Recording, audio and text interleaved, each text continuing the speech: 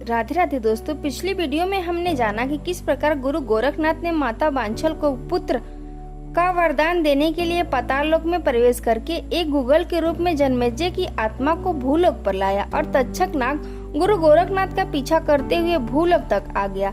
अब आगे क्या हुआ, आइए विस्तार से जानते हैं। गुरु गोरखनाथ ने गूगल उठाया और उस युवक को आशीर्वाद दिया कि इस गूगल से उत्पन्न बालक बड़ा ही सिद्ध पुरुष होगा, जिसके भजनों का तुम लोग गायन करोगे। ऐसा कहकर गुरु गोरखनाथ जी अंतर्ध्यान हो गए। तक्षक नाग भी निराश होकर पाताल लोक लौट आया, जिसके बाद गुरु गोरखनाथ माता बांछल के सामने प्रकट हुए और उन्हें दिव्य पुत्र प्राप्ति का आशीर्वाद देते हुए वह गूगल प्रसाद के रूप में दे दिया और इस प्रकार राजा जन्मेजय की माता बांछल के गर्भ में स्थान मिला। गुरु गोरखनाथ के आशीर्वाद के अनुसार कालांतर में एक तरफ घेवर सिंह चौहान की पत्नी माता काछल ने तो वही दूसरी ओर जेवर सिंह चौहान की पत्नी माता बांछल का एक ही समय पर गर्भ धारण हुआ। जब काछल ने देखा कि बांछल के पेट में भी बच्चा है तो उसको बांछल पर संदेह हुआ, क्योंकि काछल को लगा केवल मुझे ही गुरु से पुत्र प्राप्ति का आशीर्वाद प्राप्त हुआ है। और काछल ने माता बांछल पर कलंक लगाते हुए यह बात अपने ननद छबीली को सुनाई, जिसके बाद क्रोध में आग बबूला हुई छबीली बांछल के महलों में आ पहुंची और माता बांछल को खरी खोटी कह सुनाई। माता बांछल ने उनको सारा वृतांत कह सुनाया, किंतु छबीली को माता बांछल की बातों पर विश्वास नहीं हुआ और छबीली अपने पिता अमर सिंह चौहान के समक्ष उपस्थित हुई और बांछल को कलंकित करते हुए माता के बारे में सुनाई बातें कह डाली। जब अमरपाल सिंह चौहान को बताया गया कि माता बांछल ने उनके कुल को कलंकित किया है तो अमरपाल सिंह चौहान पुत्र वधू माता बांछल पर अत्यधिक क्रोधित हुए और तुरंत गाड़ीवान को बुलावा भेजा और गाड़ीवान को माता बांछल को उनके मायके छोड़ आने का आदेश दिया। जिसके बाद माता बांछल गाड़ीवान के साथ मायके के लिए रवाना हुई। तपती धूप और गर्मी के चलते माता ने विश्राम करने का सोचा और गाड़ीवान को पास ही के एक पेड़ के नीचे रुकने को कहा। विश्राम करते हुए माता बांछल और गाड़ीवान की आंख कब लग गई और इसी बीच मौके की तलाश में बैठा तक्षक नाग वहां आ पहुंचा और गाड़ीवान को डस लिया। अब माता बांछल को डसने के लिए आगे बढ़ने लगा। गुरु गोरखनाथ के आशीर्वाद के कारण अपार शक्तियों से परिपूर्ण वीर गोगा जी के रूप में माता जी की कोख से बाहर प्रकट हुए और अपने एक ही हाथ से तक्षक का गला धर दबोचा और तक्षक नाग तड़पने लगा और उनसे दया की भीख मांगने लगा। तब जन्मेजय यानी गोगा जी ने उसे तुरंत गाड़ीवान के शरीर से जहर सोख कर उसे पुनः जीवित करने का आदेश दिया। तक्षक नाग ने आज्ञा अनुसार ऐसा ही किया और भगवान से क्षमा मांग पाताल लोक लौट गया। गाड़ीवान उठा और माता को लेकर सिरसा के लिए रवानगी ली। बांछल अपने पिता के महलों में पहुंची और जब पिता को माता बांछल के मायके आने का कारण पता चला तो पिता ने सच और झूठ का पता लगाने के लिए माता बांछल की परीक्षा लेने का ऐलान कर दिया और कहा, कच्चे सूत से बने धागों की चारपाई को कुएं पर रखा जाएगा और तुम्हें उस पर सोना होगा और कहा, अगर तुम्हारे अंदर सत्य है तो यह कच्चे धागे तुम्हारा वजन सहन कर लेंगे। जिसके बाद माता ने गुरु गोरखनाथ को याद किया और परीक्षा देने के लिए तैयार हो गई। माता बांछल जैसे ही चारपाई पर बैठी, यह देख सभी हैरान रह गए कि कच्चे सूत का धागा तक नहीं टूटा और माता बांछल गुरु गोरखनाथ को याद कर कच्चे सूत से बने धागे की चारपाई पर लेट गई। यह प्रमाणित हो चुका था कि सतवंती माता बांछल पवित्र है। जिसके बाद माता बांछल के पिता पाल सिंह ने अपने समधी अमरपाल सिंह चौहान को माता बांछल के सतवंती होने का प्रमाण पत्र में लिख भेजा और तुरंत जेवर सिंह को भेजकर माता बांछल को वापस ले जाने का सुझाव दिया। तो वही दूसरी ओर माता बांछल जब गहरी निद्रा में सो रही थी तो माता को अपने गर्भ से गोगा जी की आवाज सुनाई पड़ी। गोगा जी ने माता से कहा, अगर मेरा जन्म ननिहाल में हुआ तो कालांतर में मेरा उपहास किया जाएगा, अतः मुझे पितृभूमि पर जन्म लेना है। जिस पर माता ने गोगा जी से कहा कि यह कैसे संभव होगा, तुम्हारे पिता हमें लेने यहाँ नहीं आएंगे। तब गोगा जी ने माता से कहा कि मैं पिताजी से बात करता हूँ। माता बांछल के वियोग में जंगल में विश्राम कर रहे जेवर सिंह की आंख लग गई। तभी उनके स्वप्न में गोगा जी आए और कहा, पिताश्री आप तुरंत मेरी माता को रेहड़ से ददरेवा ले आएंगे, मेरा जन्म यहाँ होना निश्चित है। तभी अचानक जेवर सिंह की नींद टूटी और देखा सामने राज्य के कुछ सैनिक अमरपाल सिंह का संदेश लेकर आए हैं। संदेश सुनते ही जेवर सिंह तुरंत रेहड़ के लिए रवाना हुए और सकुशल माता बांछल को लेकर ददरेवा लौट आए। माता बाछल के लौटते ही ददरेवा की सूखी जमीन हरी भरी हो गई और चारों ओर खुशियों का माहौल छा गया।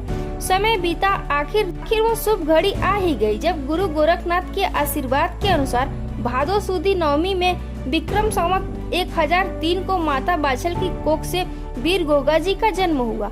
वही दूसरी ओर माता काछल ने अर्जन और सर्जन 2 जुड़वा बच्चों को जन्म दिया। शुभ मुहूर्त में जन्म होने के कारण गोगा जी का भव्य जन्मोत्सव रखा गया। वही अशुभ मुहूर्त में जन्मे जुड़वा भाइयों की कोई खुशियां नहीं मनाई गई। यह देख माता काछल के मन में गोगा जी के प्रति द्वेष उत्पन्न हुआ और काछल ने सोचा, इसके जन्म लेते ही इसने मेरे बेटों से श्रेष्ठ माना जा रहा है। जब यह बालक बड़ा होगा तो मेरे बच्चे के हिस्से का राजपाट भी इसे ही दे दिया जाएगा। काछल किसी भी तरह गोगा जी को रास्ते से हटाने के लिए योजना बनाने लगी। तो वही माता बाछल को काछल के मंसूबे भली भांति ज्ञात थे। माता बाछल और पिता जेवर सिंह गोगा जी को लेकर गुरु गोरखनाथ के पास आ पहुँचे। जब गुरु गोरखनाथ ने माता से आने का कारण पूछा तो माता ने गुरु गोरखनाथ से कहा, आप तो सर्वज्ञाता है, मेरे पुत्र को मेरी बहन काछल से खतरा है, अतः जब तक गोगा युवा नहीं हो जाता तब तक आप इसे अपने साथ ही रखें, इसे शिक्षा प्रदान करें। गुरु गोरखनाथ ने बालक गोगा जी चौहान को गोद में लिया और अपनी प्रचंड योग शक्तियों से गोगा जी को और भी अधिक शक्तिशाली बना दिया। गुरु ने गोगा जी को माता बाछल को लौटाते हुए कहा कि आप निश्चिंत रहें, माता गोगा की रक्षा की आवश्यकता नहीं है और जब गोगा 12 वर्षों का हो जाएगा तब मैं इसे ले जाऊंगा और इसे योग विद्या में निपुण करूंगा। जिसके बाद गुरु चरणों में प्रणाम कर आज्ञा अनुसार जेवर सिंह और माता बाछल गोगा जी को लेकर महलों में लौट आए। थोड़ा समय बीतने के बाद काछल ने अपनी ननद छबीली के साथ मिलकर गोगा जी को मारने का षड्यंत्र रचा और छबीली ने दूध में मिलाकर गोगा जी को विष दे दिया। छबीली ने विषैला दूध गोगा जी को पिलाया तो देखा गोगा जी कड़वा विष युक्त दूध बड़े आनंद के साथ पी गए। यह देख छबीली के पैरों तले जमीन खिसक गई और आंख फटी रह गई।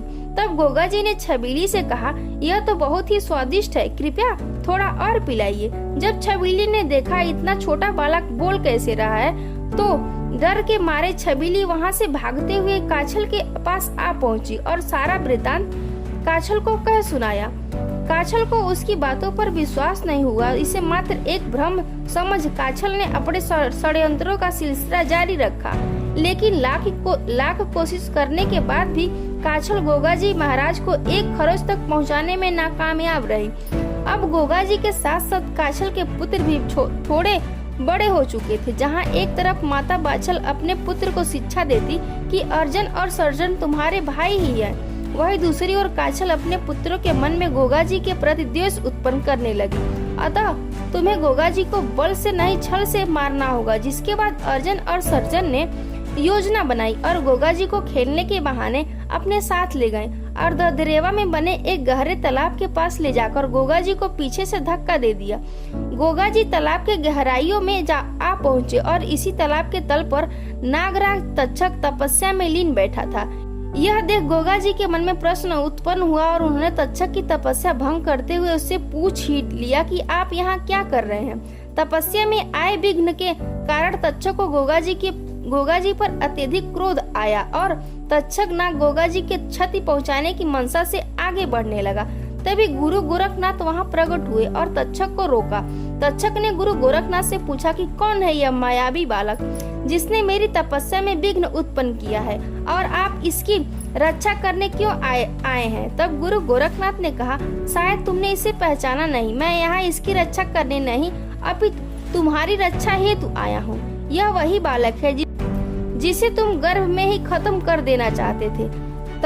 तक्षक को गोगा जी के असीमित शक्तियों का भली भांति आभास था। ना चाहते हुए भी नागराज तक्षक ने गोगा जी से क्षमा मांगी और गोगा जी भी उसकी तपस्या में आए विघ्न के लिए खेद प्रकट कर पुनः भूलोक पर लौट आए। अपने भाइयों द्वारा किए गए छल कपट को देखकर गोगा जी चौहान का रक्त ज्वाला में बदल गया और गोगा जी अकेले ही अपने दोनों भाइयों पर टूट पड़े। गुरु गोरखनाथ के आशीर्वाद से उत्पन्न होने के कारण अर्जन और सर्जन भी बलशाली थे, किंतु गोगा जी पर गुरु की विशेष कृपा होने के परिणाम स्वरूप काफी समय तक चली मुठभेड़ के बाद गोगा जी ने दोनों भाइयों को बुरी तरह पीट कर जख्मी कर दिया। लेकिन अभी वह समय आना बाकी था और इसी दौरान गोगा जी के पिता जेवर सिंह वहां आ पहुंचे और गोगा जी को रोकते हुए अर्जुन और सर्जन को महल लौट जाने का आदेश दिया। जिसके बाद काछल चिंतित होते हुए अपने पति जेवर सिंह के पास पहुंची और उन्हें अमरपाल सिंह चौहान से राज्य के बंटवारे की मांग करने को कहा। जिसके बाद ना चाहते हुए भी घेवर सिंह मजबूरन पिता अमरपाल सिंह के समक्ष उपस्थित हुए और अमरपाल सिंह से आधा राज्य उनके पुत्रों को देने की मांग की। चौहान राजवंश में इस प्रकार का बंटवारा नहीं हुआ था, किंतु भविष्य में होने वाली आशंकाओं को देखकर अमरपाल सिंह चौहान बंटवारे के लिए मान गए, लेकिन इसके बदले उन्होंने एक शर्त रखी कि बंटवारा केवल राज्य के शासन का होगा, किंतु रहना सभी को ददरेवा के महलों में ही पड़ेगा। जिसके बाद घेवर सिंह को बंटवारे में सांभर का क्षेत्र सौंप दिया गया और अब गोगा जी का महल से बाहर जाना लगभग प्रतिबंधित कर दिया गया। गोगा जी अपना अधिकतर समय अस्तबल में अपने नीले घोड़े से बात करने में गुजार देते।